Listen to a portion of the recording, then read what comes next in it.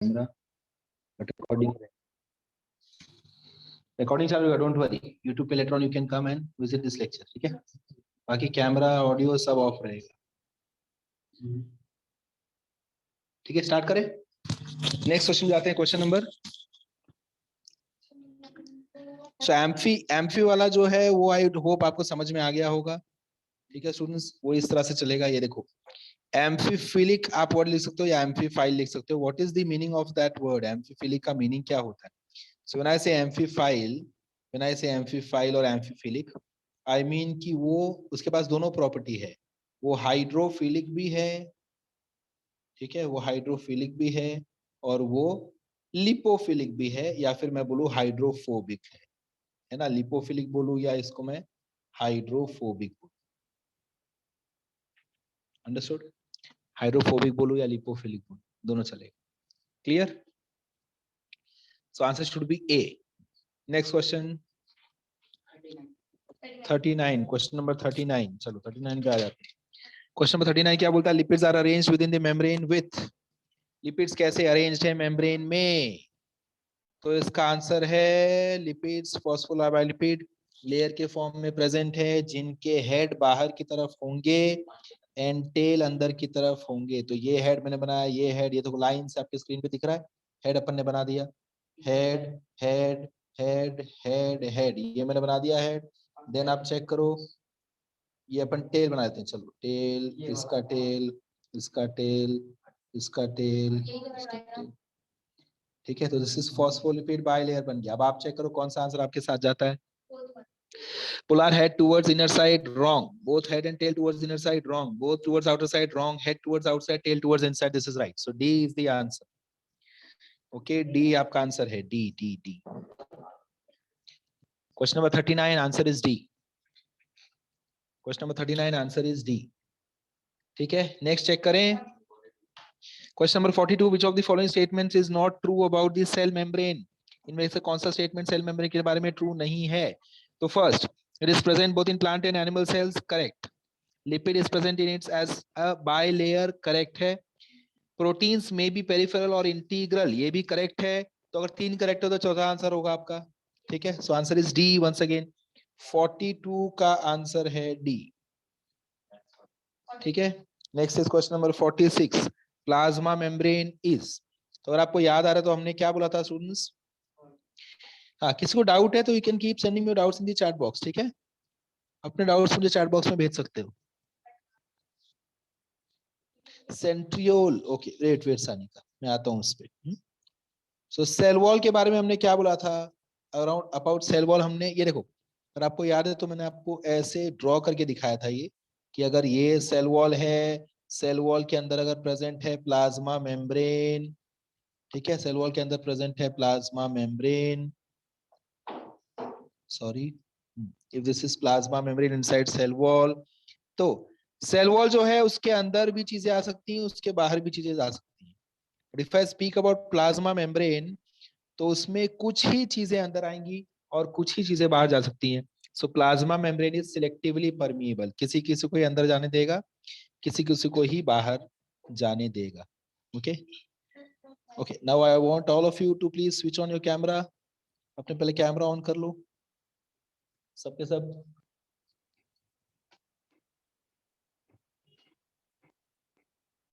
Switch on your camera all of you. चलो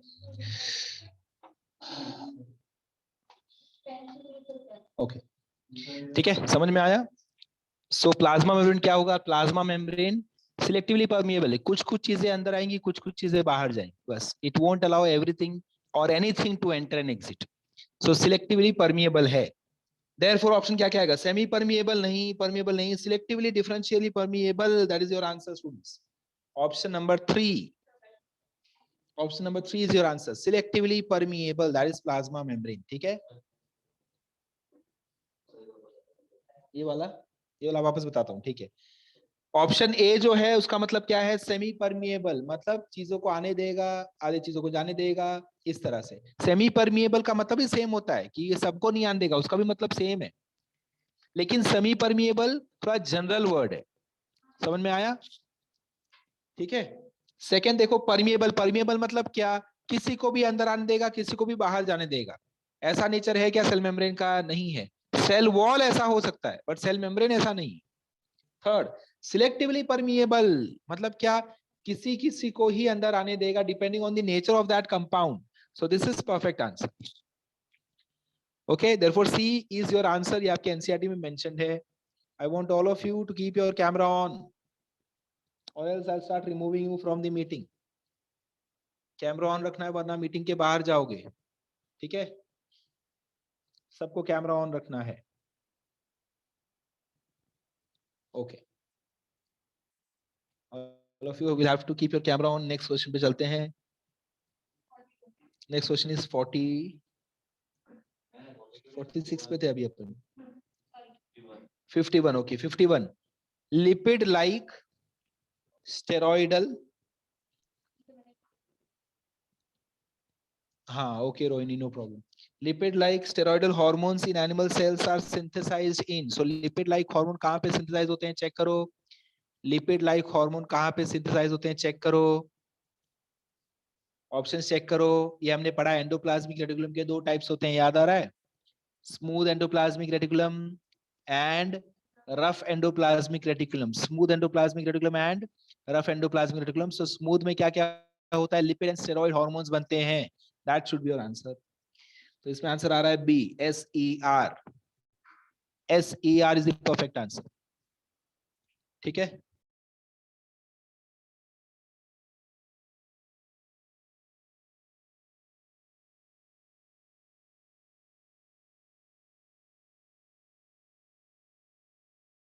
चलो आगे बढ़ रहे हैं, आगे बढ़ रहे हैं। ठीक है, क्वेश्चन नंबर 51 हमने कर लिया। क्वेश्चन नंबर 50 नेक्स्ट कौन सा है? 53 पे आते हैं। Cytoplasmic sorry endoplasmic reticulum is involved in. So endoplasmic reticulum का मुझे पहले फंक्शन आप बता दो। एंडोप्लाज्मिक रेटिकुलम कितने टाइप के होते हैं? दो टाइप के होते हैं। दो में से एक होता है स्मूथ एंडोप्लाज्मिक रेटिकुलम, एक होता है रफ एंडोप्लाज्मिक रेटिकुलम। स्मूथ का फंक्शन होता है lipid and steroid synthesis, rough का फंक्शन होता है प्रोटीन सिंथेसिस। रफ के ऊपर होते हैं ribosomes, therefore their name is rough endoplasmic reticulum. Smooth का नाम स्मूथ क्यों है? बिकॉज उनके ऊपर राइबोसोम्स नहीं होते हैं। तो स्मूथ का काम क्या होता है? Lipid and steroid synthesis. Rough का काम होता है प्रोटीन सिंथेसिस, और आप बोलोगे हेल्प्स इन प्रोटीन सिंथेसिस। ठीक है, सो ऑप्शंस कौन से हैं आपके पास? पहला ऑप्शन है रेप्लिकेशन ऑफ डीएनए, जैसे काम करनी है, उसमें कोई उसका हेल्प नहीं होता।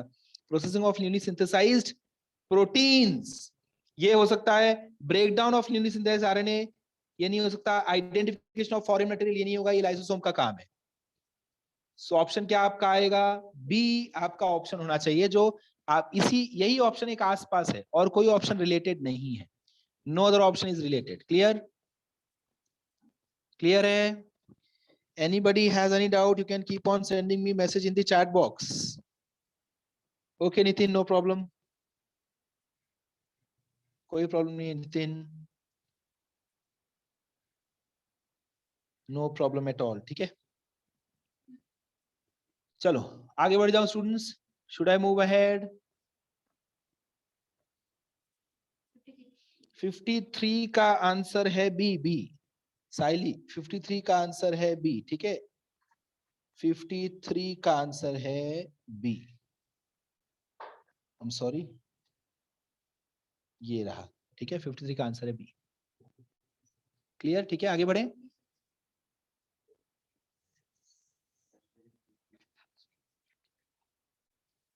56 पे चल रहा हूं मैं, 56 पे।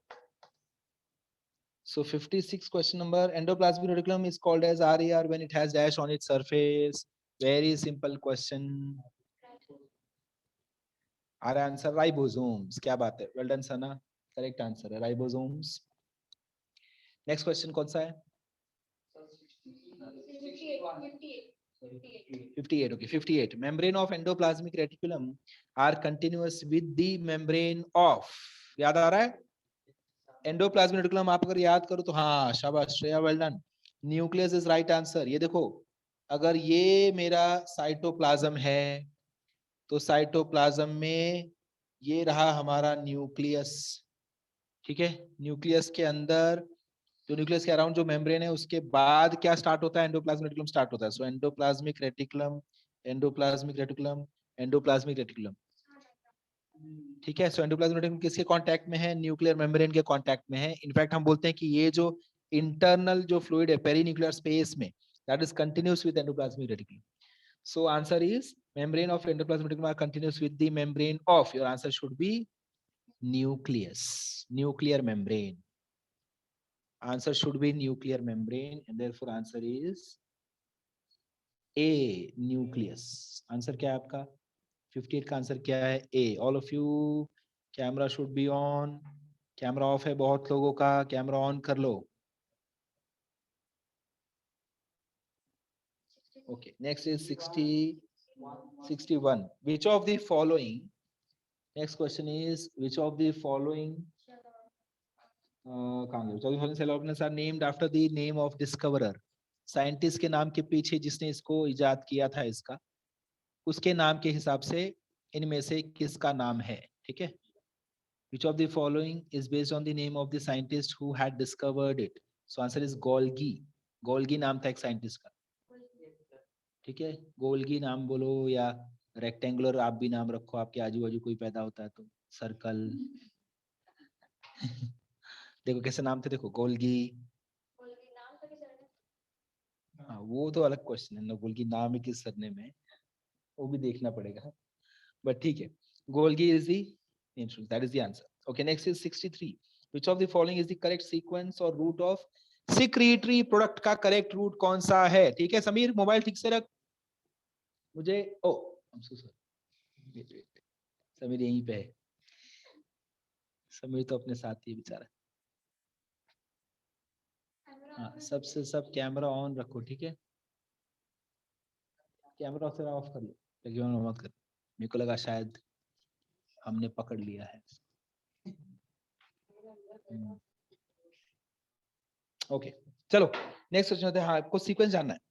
सो ये सीक्वेंस वाला जो क्वेश्चन आता है ना, सीक्वेंस वाले क्वेश्चन में आपको पहले आइडेंटिफाई करना है कि सीक्वेंस किसके रिगार्डिंग. तो अगर मैं देख पा रहा हूँ तो endoplasmic reticulum, endoplasmic reticulum, endoplasmic reticulum हर जगह आ ही रहा है. इसका मतलब क्या? This has to do something with endoplasmic reticulum. तो अपन क्या करेंगे? सबसे पहला काम अपन क्या करेंगे स्टूडेंट्स? सबसे पहला काम हम क्या करेंगे कि हम पहले सीक्वेंस हमको जो आता है वो पहले लिख लेंगे. सो एंडोप्लाज्मिक रेटिकुलम के रिलेटेड अपने पास क्या सीक्वेंस है? एक ही सीक्वेंस है कि जो भी चीजें न्यूक्लियस से निकलती हैं, न्यूक्लियस से आ जाएंगी एंडोप्लाज्मिक रेटिकुलम के पास. उसके अंदर आता है मेरे दो टाइप, RER आता है मेरा एंड SER आता है. यहाँ से फिर वो कहाँ चली जाती हैं? फिर वो चले जाते हैं गोल्गी बॉडी के पास. करेक्ट है, गोल्गी बॉडी के पास. गोल्गी बॉडी में भी कहाँ से वो गोल्गी बॉडी इनको वेलकम करता है? सिस फेज से. कहाँ से इनको एग्जिट कर देता है? ट्रांस फेज से. और यहाँ से निकलने के बाद ये लोग क्या बन जाते हैं?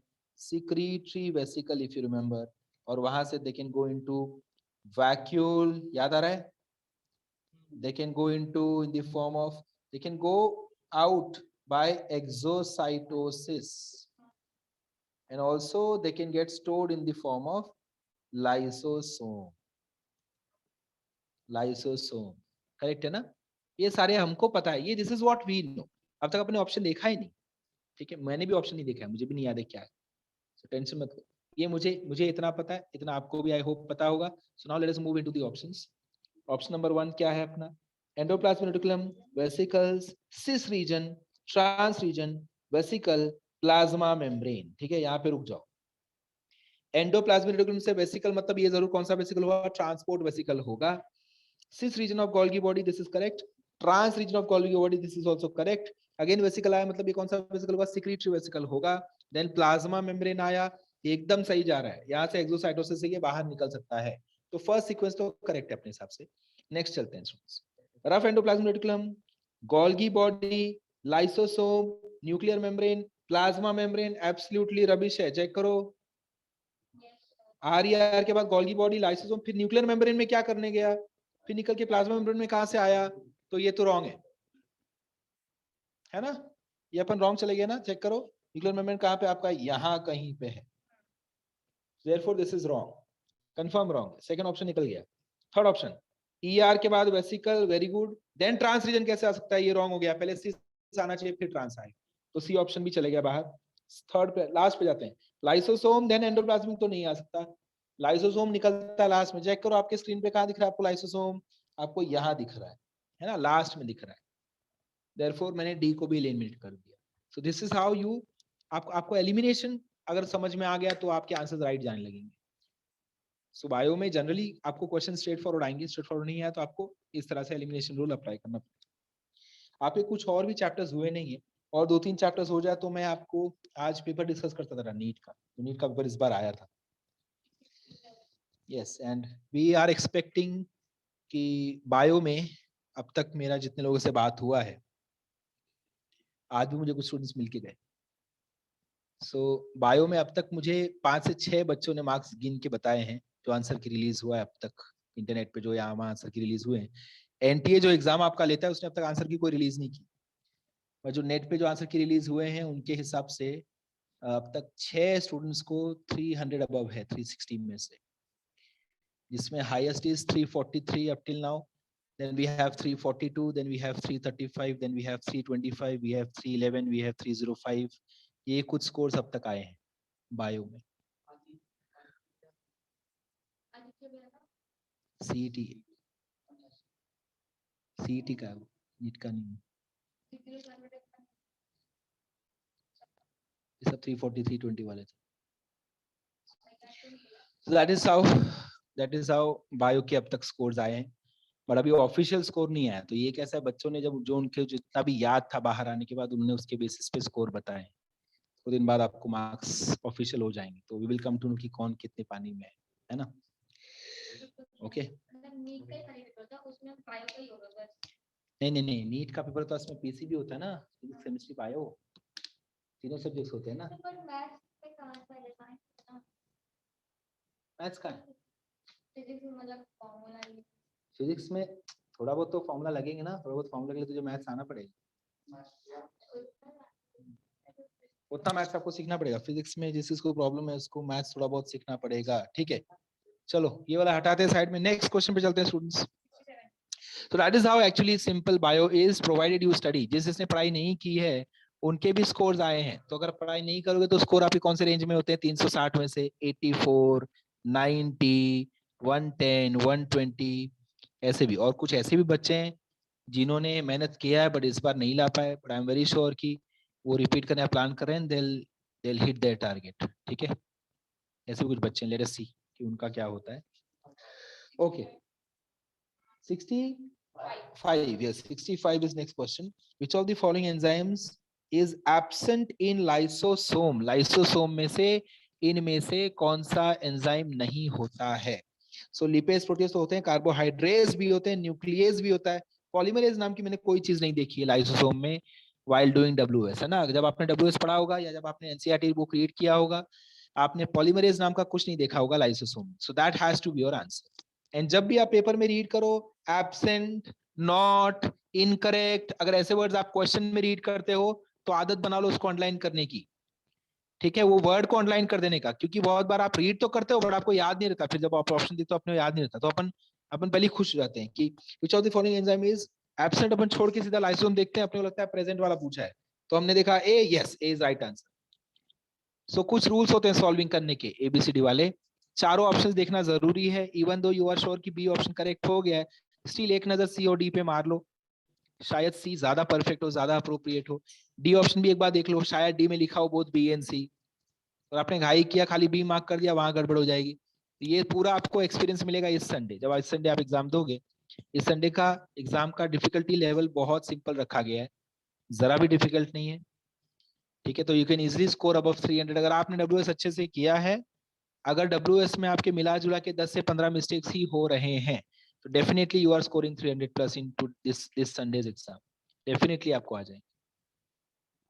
ठीक है, ओके. नेक्स्ट 65 के बाद 67. of the following structure of the plant cell, the one that most often has the greatest volume. इनमें से कौन सा ऑर्गेनेल के वॉल्यूम ग्रेटेस्ट रहता है? Answer is vacuole. Well done, correct answer is vacuole. कितने लोगों को राइट आया ये? Raise your hand in the camera. Vacuole vacuole vacuole vacuole student, शाबाश, वेल डन. सुहानी ने तुझे हाय बोला है वहां से, रुखसार. तो ऐसे ऐसे बोल रही है. Yes, raise your hand. Okay, चलो नेक्स्ट. क्वेश्चन नंबर नेक्स्ट कौन सा 70 in endoplasmic reticulum the following process takes place. Endoplasmic reticulum में इनमें से कौन सा प्रोसेस होता है? स्टार्टिंग लिपिड सिंथेसिस हाँ होता है। चैनलिंग ऑफ बायोसिंथेटिक प्रोसेस पता नहीं ये क्या वर्ड है, एज अ स्टूडेंट पता नहीं ये क्या वर्ड है, जान दिया मैंने उसको। स्टेरॉइड सिंथेसिस ये मुझे आता है। सो दो आ गया, मतलब मैं ऑल ऑफ दिस के साथ चले जाऊंगा। अब मैं लौट के आता हूँ चैनलिंग ऑफ बायोसिंथेटिक प्रोसेस, ये क्या है? सो बायोसिंथेटिक प्रोसेस मतलब क्या? आपके बॉडी में ऐसे बहुत सारे पाथवेज जो आप पढ़ रहे हो, ग्लाइकोलाइसिस, क्रेब्स साइकिल, सारी चीजें पढ़ रहे हो ना, तो इन पाथवेज को होने के लिए, आपके बॉडी में बहुत सारी चीजें होने के लिए, प्रोसेसेस होने के लिए एंजाइम्स एंड हार्मोन्स बनाने पड़ते हैं जो यहीं पे बनते हैं। आपने पढ़ा lipid and steroid hormones and synthesis of proteins, complexifying the proteins. So enzymes जो बनेंगे वो सब यहीं पे बनेंगे। क्लियर है? उनका पहला प्रोसेसिंग होना यहीं से स्टार्ट होता है। देयरफॉर ये वर्ड आपको यूज किया गया। Next question, next question 76 RER is mainly concerned with 76 70 का आंसर है ऑल ऑफ द अबव। सारे 76 का next question is 76 number. RER is mainly okay. RER is mainly concerned with options are proteolysis, proteolysis तो नहीं होगा, fatty acid synthesis नहीं होगा, peptide bond formation जरूर होगा। अगर आपको इसका आंसर आया, नहीं आया सपोज, सॉरी, अगर आपको इसका आंसर नहीं आया, answer is C by the way, answer is C. But अगर आपको ये आंसर नहीं आया तो कोई प्रॉब्लम नहीं है, बिकॉज आपने बायोमोलिक्यूल्स चैप्टर अब तक नहीं किया। जब आप वो चैप्टर करोगे then you will come to know about this. और जिसने आई थिंक ऑफलाइन मेरे साथ बैठे थे बायोमोलिक्यूल्स कांदिवली बैच, तो उनको ये आंसर आना चाहिए, peptide bond formation, they must know this answer. ठीक है, 76 का सी। चलो next question number, next question number is 9090 DNA is located in the dash. ये वाला क्वेश्चन है, कौन सा क्वेश्चन है?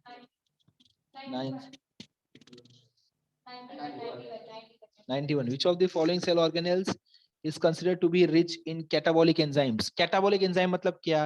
वो एंजाइम जो डाइजेशन करेंगे, कट करेंगे, है ना, कैटाबॉलिक, ऐसे याद रखो, कट करने वाले एंजाइम्स। ओके, अभी भी कैमरा बहुत लोगों ने ऑन नहीं किया। अनुराधा, विकास तिवारी तो यहाँ है, एलिना फर्नांडिस, अनुष्का, देवधरनी, जॉन फर्नांडिस, जय राजपूत, मनु झा, मृन्मयी भोसले, नौशीन शेख, नितिन गोस्वामी, आप सबने कैमरा ऑफ रखा है। Make sure your camera is on. और भी लोग हैं बहुत सारे।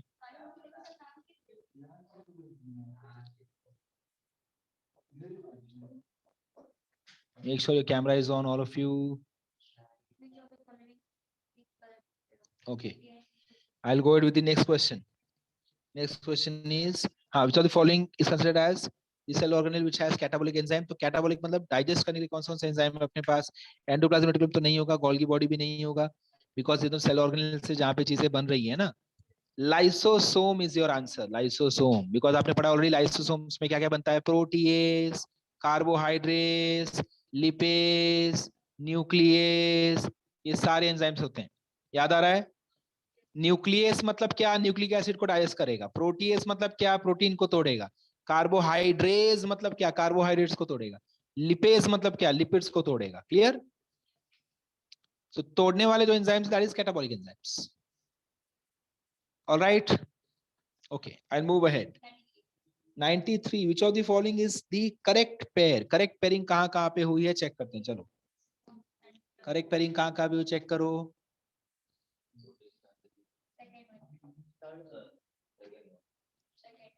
Option A, option A is DNA synthesis ribosomes. Option A is DNA synthesis ribosomes wrong है। ठीक है, प्रोटीन सिंथेसिस में राइबोसोम यूज होते हैं, डीएनए सिंथेसिस में नहीं यूज होते हैं। तो ये आंसर रॉन्ग हो गया। Protein synthesis and smooth endoplasmic reticulum wrong. Protein synthesis में रफ एंडोप्लाज्मिक रेटिकुलम यूज होता है, तो बी आंसर भी नहीं होगा। Last is aerobic respiration, Christe. This is your answer, students. Aerobic respiration, Christe. Aerobic respiration, Christe. याद आ रहा है माइटोकॉन्ड्रिया का finger like projections, finger like foldings, aerobic respiration वहां पे होएगा. डिक्टायोसोम्स आपको नहीं है. डिक्टायोसोम्स आपको नहीं है, वहां पे मेंशन कर दे. सरफराज खान ऑलरेडी एडेड है. सरफराज खान को पता नहीं क्या उसको ऐड भी कर दिया, वो अभी भी डाल रहा है. नहीं, उसको लेट देखा मैसेज. ओके, चलो आगे चलते हैं, आगे चलते हैं. Yes Nitin, no problem. चल, next question is 95. F1 particles slash oxysome slash elementary particles are present in. तो आपका आंसर होगा endoplasmic reticulum. That is wrong. Chloroplast wrong. Mitochondria is the answer. F1 particle, इसमें आप लोग एंडोप्लाज्मिक रेटिकुलम, क्लोरोप्लास्ट, आवाज आवाज नहीं करना. एंडोप्लाज्मिक रेटिकुलम में ये सब चीजें नहीं होती. माइटोकॉन्ड्रिया के डायग्राम में हमने लेबलिंग किया F1 पार्टिकल का. ये आंसर किस किस का रॉन्ग यार? Raise your hand. Raise your hand, किस किस का ये आंसर रॉन्ग गया? ओके, शाबाश. सरफराज खान का रॉन्ग गया, बाकी यहाँ पे है रॉन्ग गया. Next question number is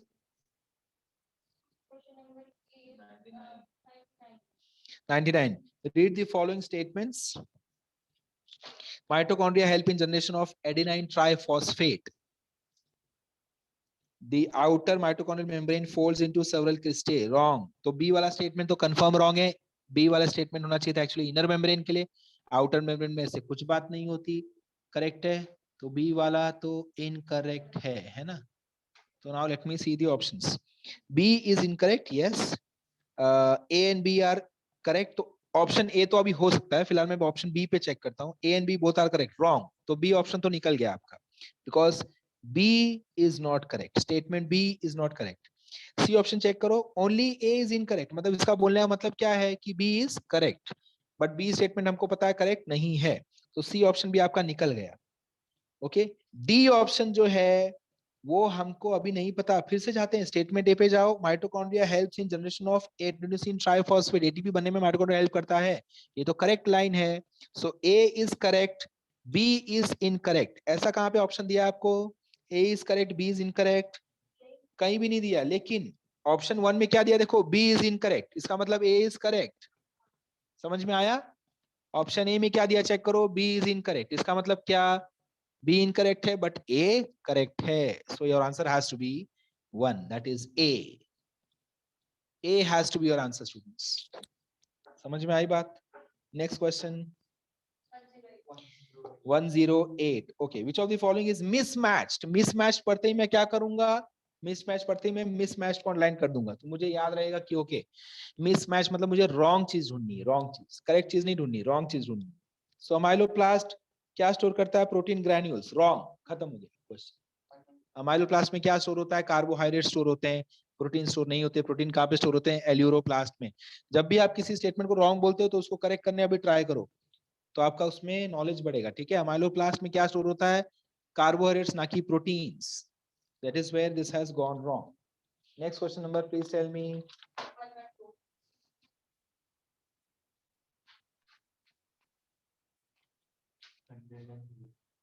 Okay, next question number पे जा रहे हैं. ठीक है.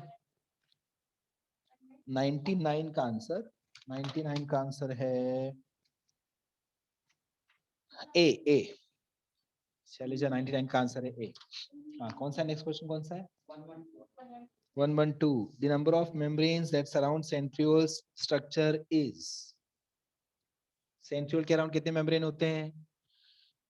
0. पेरीसेंट्रियल मैट्रिक्स होता है, मेम्ब्रेन नहीं होते. Next 117. The core of cilium or flagellum is composed of. Core of cilium and flagellum तो आंसर बिना आपको ऑप्शन पढ़े आंसर आना चाहिए. एक्सोनीम से बना हुआ, याद आ रहा है? एक्सोनीम स्ट्रक्चर, डबलेट, डबलेट वाला, peripheral doublets, central doublets, microtubule, central sheath, spokes, radial spokes, inter doublet bridge, and then followed by plasma membrane. तो आपका आंसर होगा इसके लिए बी, एक्सोनीम. नेक्स्ट क्वेश्चन 119, हाँ डायग्राम बेस्ड क्वेश्चन है, simple है। तो पहले आप क्या करो, आप अगर ऑप्शन चेक करोगे तो आपको हर ऑप्शन में हर एक लेबलिंग के बारे में नहीं पूछा है। किसी ऑप्शन में 1 और 3 का नाम दिया है, किसी में 2 और 4 का नाम दिया है। मतलब इसमें आप क्या करोगे, आप इसमें अगर ऐसा क्वेश्चन आपको आता है जहां हर ऑप्शन में हर लेबलिंग के बारे में दिया है, उसको सॉल्व करना आसान होता है। ऐसा क्वेश्चन आपको टाइम ले जाएगा। तो अब इसके लिए क्या करोगे, सबसे पहले आप चेक करो डायग्राम के बारे में, डायग्राम में क्या क्या दिया गया है। सो डायग्राम में simply what you can identify, option number 4 देखो, जो लेबलिंग नंबर 4 है डायग्राम में, लेबलिंग नंबर 4 वो आसानी से आपको क्या दिखाता है, यस आपको वो, या वो सेंट्रल माइक्रोट्यूब्यूल के बारे में बात कर रहा है। चेक करो, लेबलिंग नंबर 4 सेंट्रल माइक्रोट्यूब्यूल है ना, माइक्रोट्यूब्यूल सेंट्रल वाला। जो लेबलिंग नंबर 3 है, लेबलिंग नंबर 3 में क्या दिख रहा है मेरा, इंटर डबलेट ब्रिज, खत्म। 3 और 4 तो मुझे समझ में आ गया। लेबलिंग नंबर 2 जो है दैट इज सेंट्रल शीथ। तो इन तीनों के बहाने अपन आगे बढ़ेंगे। चलो 2 3 4, 2 is central sheath, 3 is interdoublate bridge and 4 is central microtubule. Let us see अगर अपन राइट है क्या, कहीं भी अपने को मिल रहा है क्या इसके बारे में कोई इन्फॉर्मेशन, ये देख लेते हैं पहले, ठीक है। सो हाँ, let us go ahead with the option students. Options क्या क्या है, central sheath can not be one, wrong, one can not be central sheath, तो ऑप्शन ए तो गया आपका। ऑप्शन बी में सेकंड को दिया है प्लाज्मा मेम्ब्रेन, रॉन्ग, गया। सेकंड तो अपना सेंट्रल शीथ है ना, तो ऑप्शन बी भी गया। ऑप्शन सी पे चलते हैं। ऑप्शन सी में क्या है, इनकम्प्लीट माइक्रोफिलामेंट 4 को दिया गया, wrong. Option 4 is your answer then, ठीक है, D is your answer students. समझ में आया कैसे अपन ने एलिमिनेट किया, समझ में आया? Raise your hand if you understood. समझ में आया आपको कैसे मैं एलिमिनेट कर रहा हूं? Surely are you understanding? सारा वेरी गुड, शाबाश, वेरी गुड सना, शाबाश, गुड गुड गुड, अच्छी बात है। Next question number is, next question number 126, 126, yes yes yes. Okay 112 Shailaja, 112 कौन सा है, 112 हमने कर लिया, 0 आएगा आंसर, ठीक है। 112 हमने सॉल्व किया है। इनकम्प्लीट माइक्रोफिलामेंट ऐसे कुछ नहीं होता, ठीक है। ओके विशाल, 126 पे जाते हैं। Ribosomes, ribosomes are found in all except, तो अंडरलाइन करो एक्सेप्ट को, मतलब राइबोसोम्स इनमें से, जो 4 ऑप्शन से लोग देने वाले हैं उनमें से राइबोसोम्स किसमें नहीं है, ये इनको पूछना है आपको। Ribosomes are present in all except, तो अगर आपने एक्सेप्ट नहीं रीड किया तो आप यहाँ पे ढूंढोगे ऑल ऑफ दिस का है, ऑल ऑफ दिस का है, ऑल ऑफ दिस का है ना, आप वो ढूंढोगे ऑप्शन में कि यार राइबोसोम तो यहाँ भी है, यहाँ भी, यहाँ भी है, तो फिर ये एक्सेप्ट बोला मतलब क्या, कहा नहीं है। सो गोल्गी बॉडी जो लास्ट वाला है, फोर्थ ऑप्शन, वहां नहीं। So answer has to be your 4, option D में राइबोसोम नहीं होता है। ट्रस्ट मी, अगर आपका डब्ल्यूएस अच्छे से हुआ है, एज आई सेड, अगर 15 से कम मिस्टेक हो रहे हैं तो आपको इनमें से ऐसा कोई भी क्वेश्चन नहीं जो नहीं आया होगा। अगर आपके मिस्टेक ज्यादा हो रहे हैं, सपोज 35 या 40 के रेंज में हो रहे हैं, तब तब आपके आंसर्स यहाँ पे रॉन्ग गए ही होंगे कंफर्म। सो मेक श्योर कि you do your WS once again before Sunday's exam, make sure कि आपका डब्ल्यूएस अच्छे से हो जाए एंड आपके वहां पे मिस्टेक्स नहीं हो रहे हैं, that will assure you good marks. And जब टेस्ट की शुरुआत अच्छे मार्क्स से होगी ना, तो आपका भी कॉन्फिडेंस अच्छा रहेगा, ठीक है। Question number 135, 134, chief role of nucleolus in nucleus is, nucleolus का रोल न्यूक्लियस में क्या है, आपको एनसीईआरटी में दिया गया, it helps in synthesis of ribosomes.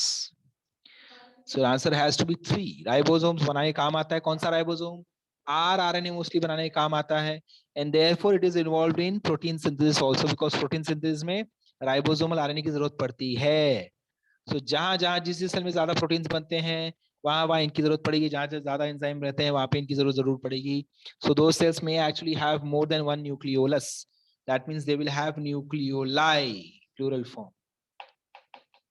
Okay, यहां तक क्लियर सबको, बात समझ में आई? अभी मैंने आपके साथ सॉल्व किया अराउंड 30 35 40, उससे ज्यादा नहीं किया होगा, है ना। सारे क्वेश्चन तो हमने नहीं सॉल्व किए, सो हमने सॉल्व किए जितने क्वेश्चंस, वो मैंने उन क्वेश्चन से क्या ट्राई किया आपके साथ, मैंने ओवरऑल सारे चैप्टर हमने सारे पॉइंट्स टच करने की कोशिश की है, ठीक है। नाउ इस बुक में आपको कुछ ऐसे भी क्वेश्चंस मिलेंगे जो आउट ऑफ एनसीईआरटी होंगे। तो अगर आपको लगता है स्टूडेंट्स की आउट ऑफ प्रथमेश, लास्ट का एक्सप्लेनेशन क्या है? राइबोसोमल आरएनए बनाने के काम आता है न्यूक्लियोल्स, देयरफॉर सी है। This is straight from NCERT, ribosomal RNA बनाने के काम आता है, देयरफॉर आंसर इज सी। 134 का सी आंसर। हाँ, आई वाज सेइंग कि कुछ कुछ क्वेश्चंस आउट ऑफ एनसीईआरटी है, तो आपको क्या करना है स्टूडेंट्स, अगर आपको लगता है कि ये क्वेश्चन आउट ऑफ एनसीईआरटी है, this is not from NCERT, तो आप क्या करोगे, आप वो क्वेश्चन का फोटो लेकर ग्रुप पे डालोगे और ग्रुप पे पूछने का whether this is out of NCERT. तो और किसी स्टूडेंट को लगता है, सपोज अभी सदीक्षा ने क्वेश्चन डाला ग्रुप पे, सना को लगता है, खुशी को लगता है अरे ये तो एनसीईआरटी का ही है, so what Sana will do, Sana will tag that message, उस इमेज को टैग करेगी, लॉन्ग प्रेस करने का, एंड वहां पे पेज नंबर लिखेगी, किसी दिस पेज नंबर पे ये कंटेंट दिया गया है, so this is not out of NCERT, this is from NCERT. Understood? So इस तरह से बैच 1 में जो स्टूडेंट्स हैं वो आपस में डिस्कशन ऐसे करते हैं ग्रुप पे, आप भी वो सीखो। सो आप भी ग्रुप पे डिस्कशन किया करो कि नहीं ये आउट ऑफ एनसीईआरटी, क्या ये एनसीईआरटी का, प्रॉपर्ली से डिस्कस करने का, कोई टेंशन नहीं लेने का, ग्रुप पे डालने का, ये एनसीईआरटी से है क्या, पूछने का बिंदास फोटो डाल के, let others help you. So you have to solve entire module now. मैंने आपके साथ कुछ सॉल्व किया, आपको एक्सरसाइज 1 तो मैंने आपको कुछ कुछ क्वेश्चन सॉल्व किया, एक्सरसाइज 2 में रिपीटेटिव रहते हैं क्वेश्चंस, इवैल्यूएट